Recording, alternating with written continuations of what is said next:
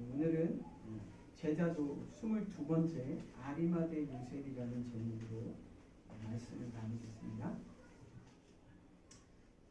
지난주에 말씀 나눈 것처럼 예수님이 그 유대인들의 요구로 인해서 빌라도 총독 앞에서 재판을 받고 십자가에서 처형을 당하셨습니다. 그래서 지금 십자가에서 엘리 엘리 사박단이 다 이루었다 말씀하시고 완전히 호흡이 끊어진 상태입니다. 완전히 죽었어요. 이제 십자가 위에 달려있는 거는 시체입니다. 시체. 육체만 남은 거죠. 더 약간 혐오스럽지만 극단적으로 말하면 그냥 고기 덩어리가 십자가에 걸려있는 겁니다. 완전히 죽었습니다. 그럼 시신이 십자가에 달려있다면 이제 사람이 죽었는데 사람이 죽으면 그 다음에 뭘 해야지 됩니까? 장례를 치러야지 되죠. 장례를. 사람이 죽었는데 어떻게 장례를 안 치르고 십자가에 그냥 계속 나무에 매달아 놓겠습니까? 근데 이 완전히 죽어서 시체가 돼서 십자가에 매달려 있는 예수님을 내려줘서 장례를 치를 사람이 아무도 없네요.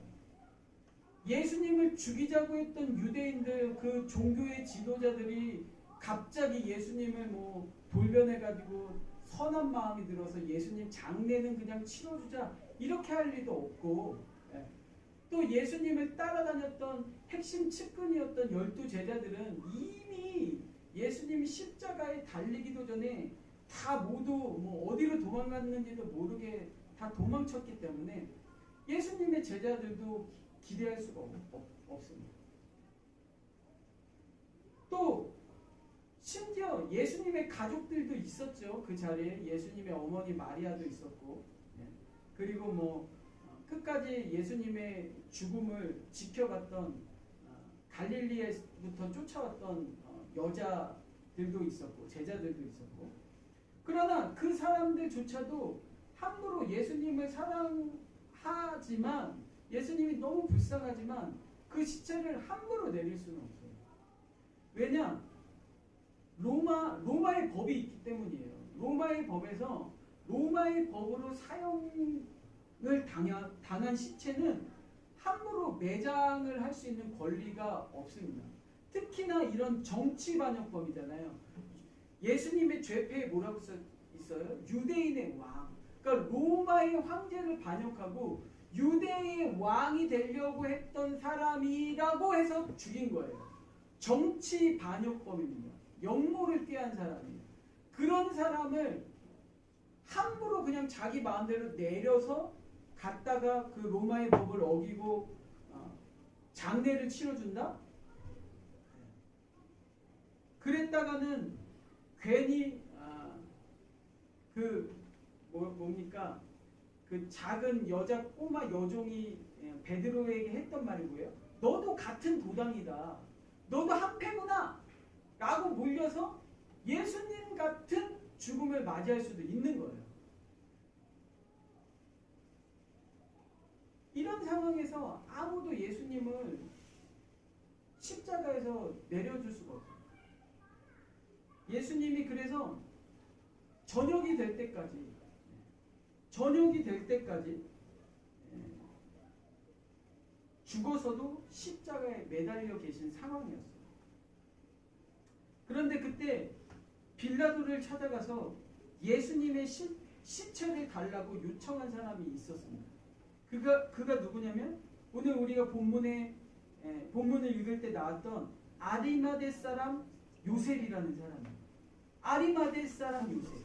아리마대 요셉. 우리 흔히 이제 구약 창세기 그쵸?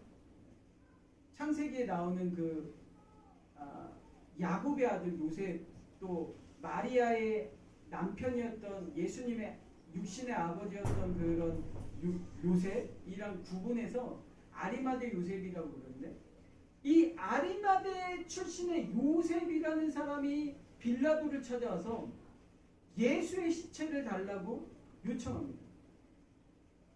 빌라도뿐만 아니라 빌라도 곁에 있던 모든 사람들이 이 장면을 보고 충격을 받았어요. 너무 놀란 거예요.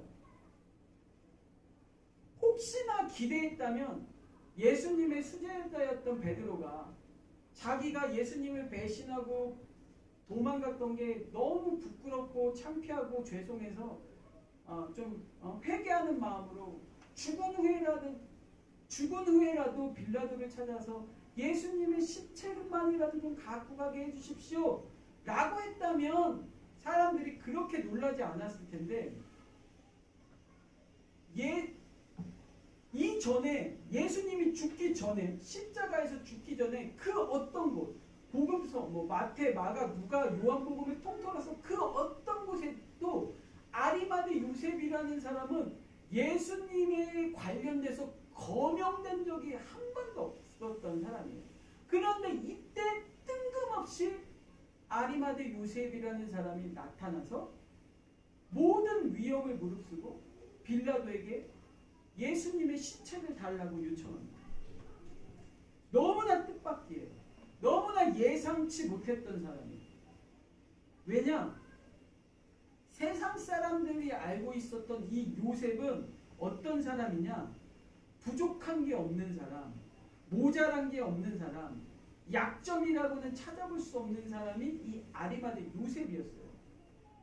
사복음서에 공통적으로 이 예수님의 십자가에서 죽은 이후에 아리마대 요셉이라는 사람을 다 기록하고 있거든요. 마태, 마가, 누가, 요한복음. 근데 약간씩 이제 기록이 약간씩 좀 차이가 있어요. 그래서 그 사복음서의 내용을 다 종합해 보면 아리마대 요셉은 어떤 사람이냐? 일단 부자였어요. 부자. 돈이 많은 사람이라고 기록하고 있습니다. 두 번째는 그는 사내들인 공회의 회원이었어요. 그 유대의 민족의 정치, 종교의 지도자들이 모여서 유대인에 관련된 모든 것들을 결정하는 그 최고의 의결 기관이죠. 사내들인 공회의 의원이었어요. 70명 중에 한 명에 속해 있었죠. 뿐만 아니라 그는 부와 권력뿐만 아니라 존경받는 사람이에요. 존경받는 사람. 그냥 돈만 많은 사람, 그냥 높은 자리에 앉은 사람이 아니라 사람들에게 존경까지 받는 사람이에요. 선하고 의로운 사람이라고 평가를 받았어요. 유대 공동체에서 가장 높고 중심에 선 사람이 아리마대 요셉이거든요. 근데 그 유대 공동체가 예수님을 죽였단 말이에요. 그런데 그 유대 공동체의 가장 핵심이었던 이 아리마대 요셉이 예수님의 제자였던 거예요. 아무도 생각 못했죠. 진짜 드러내놓고 예수님의 제자라고 사람들이 다 알 정도로 그랬던 베드로도 다 도망갔는데 아리마대 요셉이 찾아와서 자기가 지금 예수님의 제자라고 드러내고 있는 겁니다. 이 사람이 예수님의 제자라고는 꿈에도 생각 못했거든요. 그런데 성경은 그가 분명히 예수님의 제자라고 기록하고 있습니다. 예수님의 제자 아리마대 요셉이라고 기록하고 있어요. 마태복음에도 기록되어 있고요. 요한복음에도 기록되어 있습니다.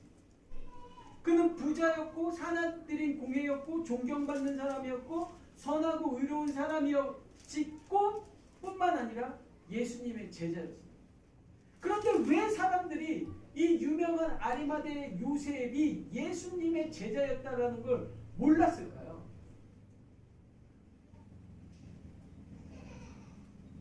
이유는 한 가지뿐이었어요.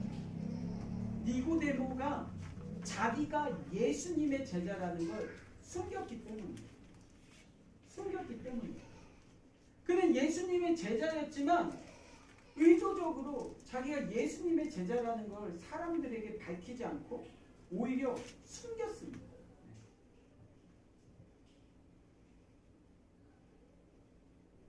왜 숨겼을까요? 요한복음 19장 38절에 보면 우리 한번 요한복음만 찾아볼까요? 요한복음 19장.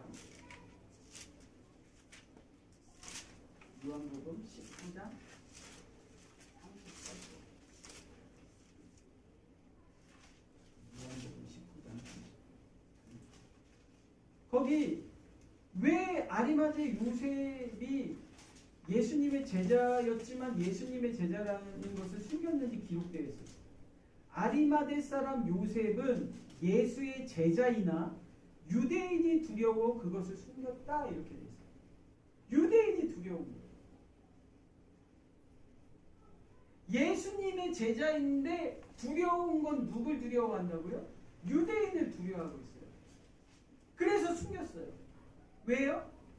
자기가 사내들인 공회의 의원이고 유대인 중에서 가장 중심에 선 최고의 핵심 인물이지만 자기가 예수님을 믿고 예수님을 따르고 예수님을 존경한다는 것을 구태여 드러내면 자기가 가지고 있는 이 모든 부와 명예와 권력을 모두 잃어버릴 것이 분명하기 때문에 두려워했던 거예요.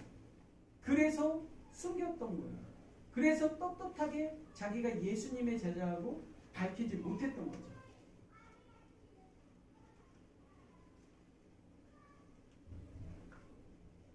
요즘으로 말하면 이 니고데모의 형편이라는 게 이런 거예요. 내가 종교는 기독교인이야. 내가 종교는 기독교인인데 정치를 하는 거죠. 정치인.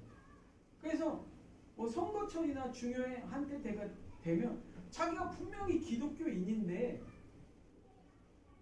절에 가서 불상 앞에서 합장을 하고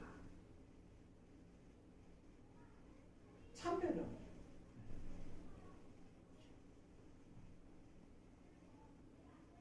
자기가 기독교인인데도 자기가 기독교인이라고 분명히 내 종교는 기독교야 나는 그리스도인이야 라고 말하는데 과학자예요. 근데 기독교인인데 진화론을 가리켜야지 되는 거야. 자기가 선생님입니다. 자기는 기독교인이에요. 근데 학교에서는 소수 인권 존중이라는 명목하에 아이들한테 동성애가 죄가 아니라고 가르쳐야 됩니다. 남자 엄마, 여자 아빠도 이상한 게 아니라고 말해야 됩니다. 그게 요즘 시대의 아리마대 요셉인 거죠. 분명히 예수님의 제자인데 그렇게 했다가는 자기가 갖고 있는 모든 것을 잃게 될까봐 두려운 거예요. 유대인들이. 세상이. 그렇게 기업가도 법조인도 의료인도 기독교인인데 예수님의 제자인데 그러면 안 되는데 그렇게 하지 못하고 숨길 수밖에 없는 삶을 사는 사람들이 너무나 이 세상에 많이 있죠. 그래서 사람들이 나중에 너 기독교인이었어? 놀래는 거예요. 예수님이 늘 말씀하신 이 이중생활, 겉과 속이 다른 이런 사람들을 반반 신앙, 미지근한 신앙, 어정쩡한 신앙, 이도 아니고 저도 아닌 신앙이라고 일갈을 하셨던 거죠. 차라리 예수님은 오히려 베드로를 높게 평가할 수도 있습니다. 그렇잖아요. 예수님 차든지 뜨겁든지 해라. 그럼 얘는 찬지 뜨거우니까 분명한 얘가 아니죠. 분이거든요. 베드로는. 근데 니고데모는 예수님의 제자라고 하지만 어디 가서도 자기가 예수님의 제자라는 걸 드러내놓고 살 수가 없어요.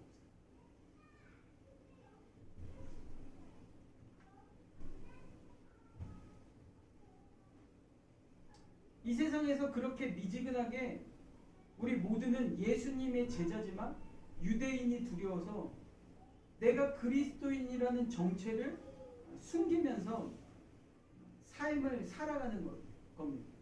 굳이 드러내놓고 말해가지고 내가 괜히 피해볼 일은 없지 않나?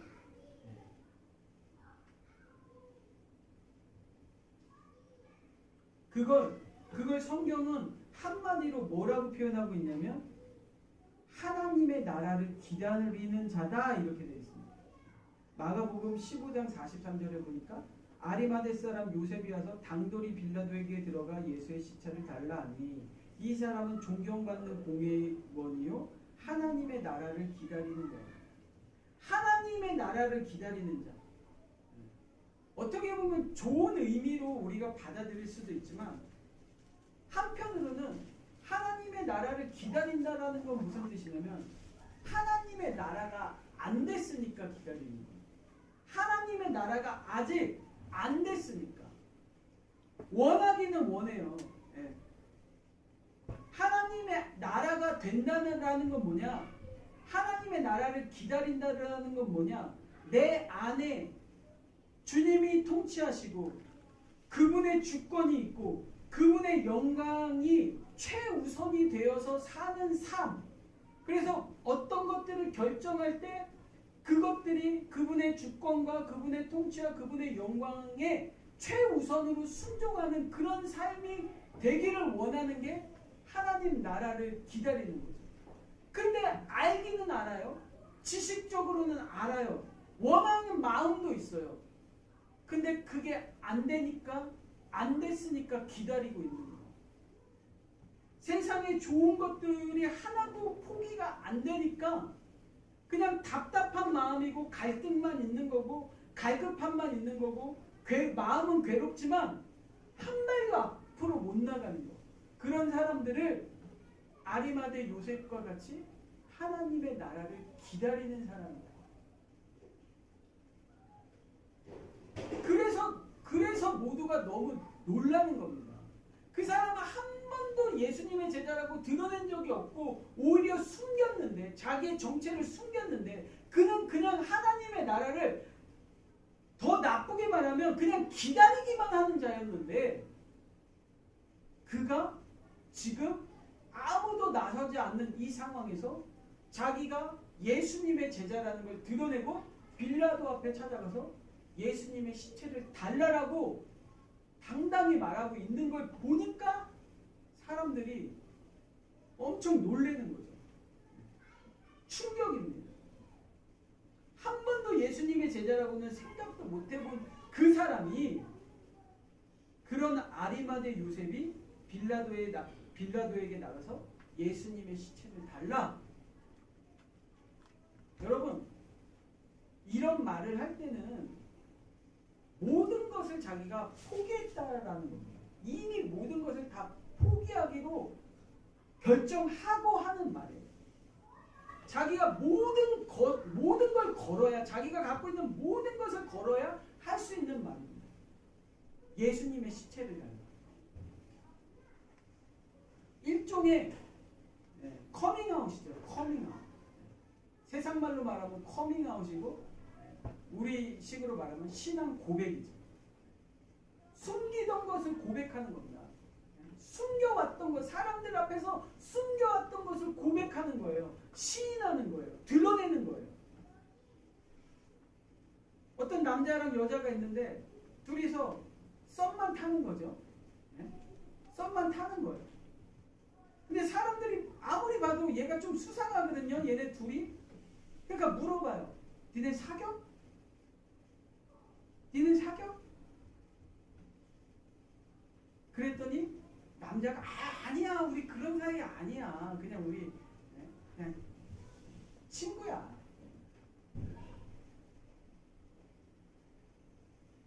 그러면 여러분 상대가 얼마나 서운하겠어요. 그때 당당하게 용기 있게 우리 사겨. 아니 내가 얘를 좋아해 이렇게 말해야지 되는데 썸만 타다가 니네 사겨 이러는데 그걸 드러내서 고백하지 못하고 숨겨버려요.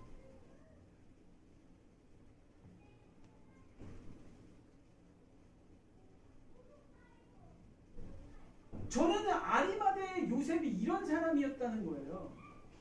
그런데 이제 아리마대 요셉이 예수의 시체를 달라 이렇게 말하는 것은 모든 사람 앞에서 이 한마디로 자기의 신앙의 고백을 하고 자기 신앙의 선언을 하는 겁니다. 나는 예수에 속한 자다. 나는 예수를 믿는 사람이다. 나는 예수를 하나님의 아들이라고 믿는다. 나는 예수를 메시아라고 믿는다. 미지근한 종교 생활에서 제자로서 신앙생활로 돌아서는 거예요.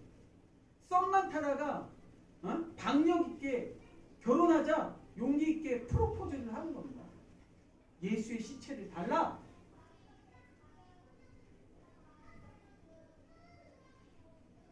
숨기기에 급급했던 사람인데 이제는 모든 사람이 들으라고 소리치고 있는 거예요. 증언하고 있는 거예요. 여러분 이런 변화가 얼마나 놀라운고 충격적인지 성경은 이 예수의 시체를 달라라는 아리마대 요셉의 그 고백 앞에다가 뭐라고 표현하고 있냐면 당돌하다라고 표현하고 있습니다. 당돌이 빌라도에게 들어가서 예수의 시체를 달라 했다. 그 변화가 얼마나 충격적인지 당돌하다고 표현하고 있어요. 당돌하다. 여러분 당돌하다라는 말이 무슨 뜻이에요? 너무나 확실해서 당당하다라는 뜻이에요. 이게 당당한 정도가 도를 넘은 거죠. 너무 확실하기 때문에 너무 당당해서 당돌한 거예요. 당돌. 그가 하는 행동이 지금 어이가 없을 정도로 담대한 겁니다. 대담한 거예요. 빌라도 앞에 나가가지고 로마의 법을 어기면서 자기의 목숨을 걸고 그런 얘기를 한다는 게 너무 어이없는 행동인 거예요. 그래서 당돌한 거죠. 당돌한 거. 그리고 무서운 게 없을 정도로 용감한 거예요. 생명 걸고 하는 거예요. 자기의 모든 소유 포기하고 하는 거예요. 그래서 당돌하다라고 하는 거예요. 빌라도는 예수님의 시체를 내줄 이유가 없었거든요. 법대로 처벌한 거니까. 그런데 이 빌라도가 아리마대 요셉의 이 요구에 응답해서 예수님의 시체를 내줍니다. 왜 그랬을까? 저는 이런 생각을 해봐요. 물론 제 상상이지만 너무 당돌해가지고 홀린 거죠. 자기가 그럴 이유가 없는데 그렇게 해줄 뭐 의무가 없는데 오히려 저쪽에서 너무 당돌하게 나오면 그냥 뭔가 내가 홀린 것처럼 해줄 때가 있잖아.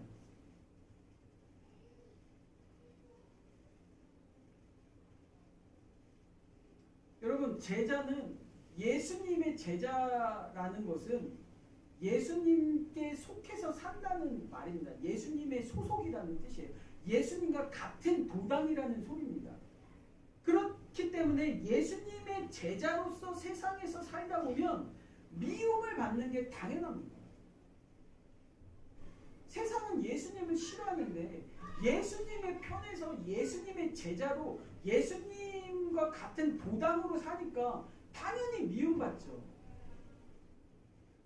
그렇기 때문에 예수님의 제자들은 이 미움받는 것에 대해서 미움받을 용기가 있어야 돼요. 당당하게. 너무 당연한 거예요. 뭐 칭찬을 받겠습니까? 세상의 빛으로 부름받은 자들이 예수님의 제자들이잖아요. 그러니까 숨기는 자가 아니라 드러내서 어둠 속에서 당돌하게 빛이 나야 돼요. 아, 저 사람 예수 믿는 사람이네.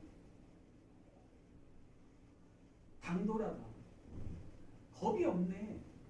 당당하다. 아, 용기 대박이네. 저는 이 표현이 너무 마음에 들어요. 성경을 해석하신 분이 단어를 잘 고른 것 같아요. 당당하다 뭐 이 정도가 아니에요. 당돌한 거죠. 세상 사람들이 그때 미친 겁니다. 만약에 그냥 당당하다, 뭐 담대하다, 용기가 있다 이런 식의 표현이었다라면 이 예수를 믿는 자의 삶이 어떻게 변하는지를 충분히 담아내기에는 부족해요. 예수의 제자들은 당돌한 사람들이에요. 이것이 하나님 나라의 시작이에요. 하나님 나라의 시작입니다. 아리마대 요셉은 이제 더 이상 하나님의 나라를 기다리기만 하는 사람이 아니라 아리마대 요셉 안에 이미 하나님의 나라가 시작됐어요. 그래서 당돌해진 거예요. 나의 왕국은 멸망했고 나는 예수님과 함께 이미 십자가에서 죽은 사람이기 때문에 이제는 모든 것을 버린다 해도, 이제는 모든 것을 빼앗긴다 해도, 이제는 모든 것을 포기한다고 해도 나는 이 하나님의 나라와 바꿀 수 없다. 그게 당돌한 겁니다. 당돌한 거. 여러분 어떻게 이렇게 숨기던 자가 당돌하게 드러낼 수 있을까요? 어떻게 이렇게 무언가 기다리기만 하던 사람이 어떻게 그 사람의 삶의 시작이 되었을까요? 어떤 계기일까요? 아까 우리가 읽었던 요한복음 19장 38절에 예수의 제자이나 유대인이 두려워서 그것을 숨기더니 이런 변화가 어떻게 일어났느냐?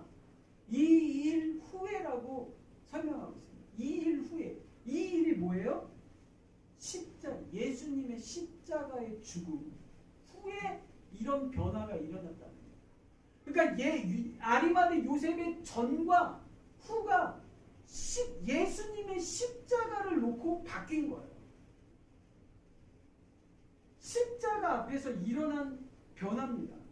아리마대 요셉이 이름으로는 예수님의 제자였지만 예수님의 제자로서 살지 못하다가 이 십자가 앞에서 정말 예수님을 만나고 난 후에 그 다음에 이렇게 충격적인 당돌한 예수님의 제자가 된 거예요.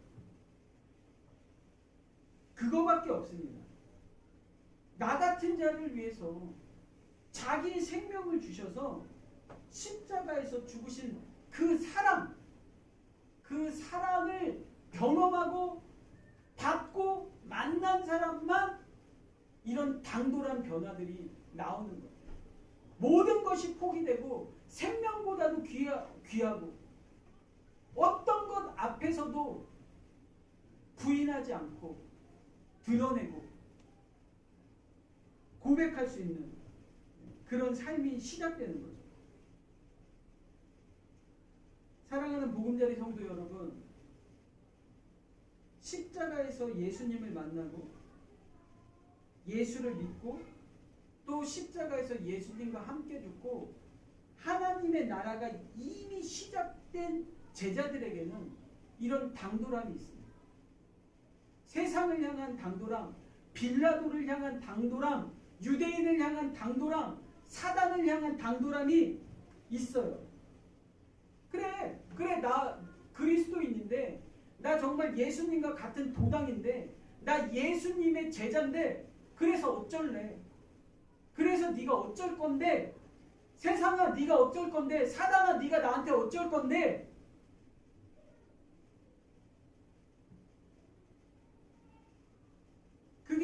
그게 진짜 그리스도인들 안에 시작되는 거죠. 여러분 지금 이 세대는, 이 마지막 때의 이 세대는 모두가 예수님을 떠나고 또 모든 교회가 문을 닫는 그런 시기지만 내가 손에 쥐고 있는 거 이거 내가 예수 믿는 자라는 걸 괜히 세상 앞에서 드러냈다가 이마저도 잃을까봐, 이마저도 손해볼까봐, 이마저도 피해 입을까봐 이마저도 내려놔야지 될까봐 그 두려움 때문에 모두 예수를 떠나지만, 그럼에도 불구하고 정말 십자가에서 예수를 만나면 이 아리마대 요셉과 같이 아직도 이 땅에는 바알에게 무릎 꿇지 않은 7천 명이 남아있다라고 예수님은 분명히 말씀하고 계십니다.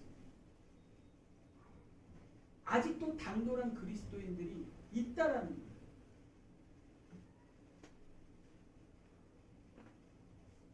여러분의 삶에 정말 여러분이 예수님의 제자로 살아가는 동안에 정말 당돌하게 예수님의 시체를 달라라고 빌라도 앞에서 선언할 수 있는, 선포할 수 있는 그런 당돌한 일들이 여러분의 삶의 구석구석에 정말 많아지길 축원합니다. 그래서 여러분이 더 이상 예수님의 나라가 올 것을 기대하면서 그냥 답답해하고 갈등하고 갈급하고 괴로운 삶을 사는 것이 아니라 이미 여러분 안에 하나님 나라가 시작되어서 그 어떤 것 앞에서도 두렵지 않고 무섭지 않고 당당하고 담대하고 당돌한 그리스도인 되시길 주님의 이름으로 다시 한번